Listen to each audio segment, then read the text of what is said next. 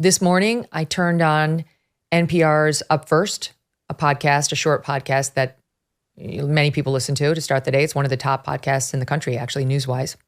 And one of the first things I heard was all about the devastation of the poor Palestinians.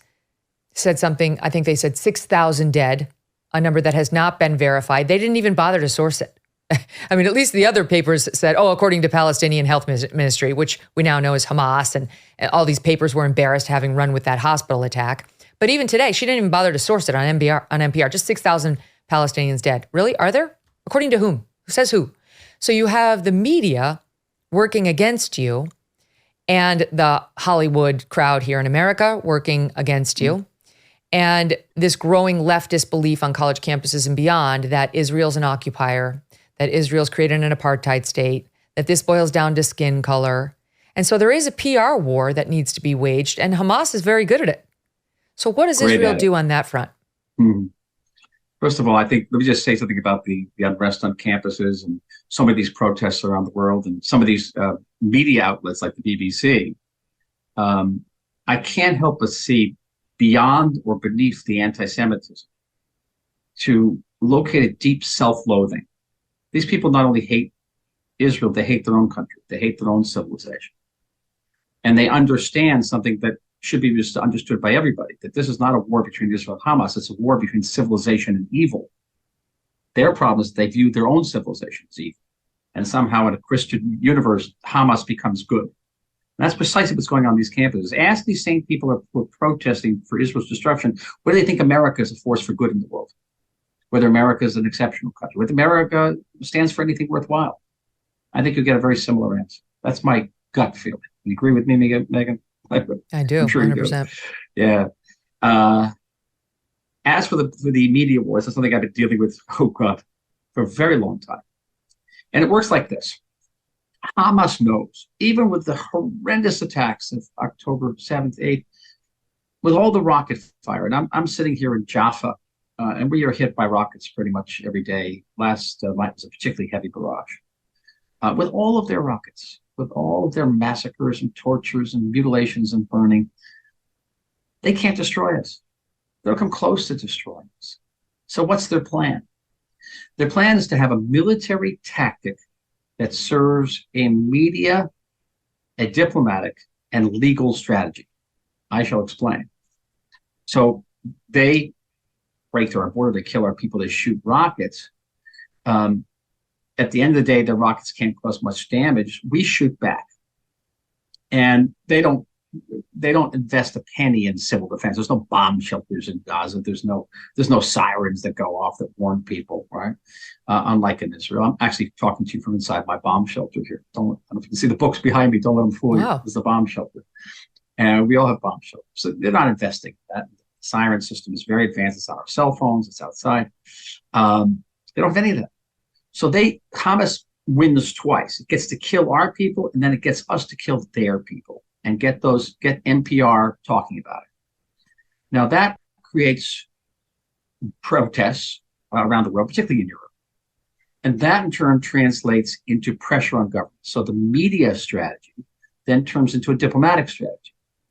And the diplomats put pressure on their governments to vote for example, condemnations in the Security Council, which in the end can leapfrog from the UN into the National Criminal Court, where they could find Israel guilty of war crimes. They're already investigating us for war crimes today.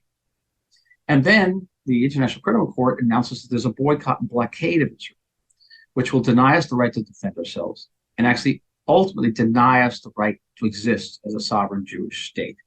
So that, you've seen how it leaps from a military tactic to a strategy which is about media, diplomacy, and ultimately the legal system. These guys aren't stupid. And they do this again and again, and they chip away at our legitimacy with each round. I guarantee you, there's going to be more and more resolutions in the Security Council. I hope the United States keeps on vetoing those resolutions. Not easy. And then the accusations of war crimes. They're coming already. There's going to be many, many more. It's amazing because you think back to how we responded after 9/11. We started bombing Afghanistan. You didn't have reporters going into the villages in Afghanistan to talk about the plight of the innocent Afghanis who got swept up in the crossfire.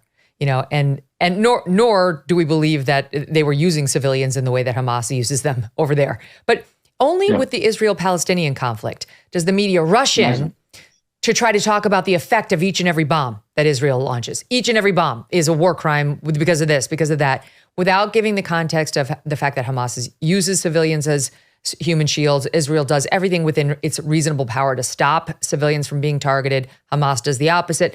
That context is missing from 90% of the reports. It was just a couple days ago, October 26th, the Hamas leader, Haniyeh, H-A-N-I-Y-E-H. Haniya, thank you. Haniya. Yeah. Thank you, came out and said very clearly that the blood of women and children and the elderly being spilled is a good thing for Hamas, that they need it. Here is that soundbite, number 9. I have said this before, and I say it time again. The blood of the women, children, and elderly. I am not saying that this blood is calling for your help. We are the ones who need this blood.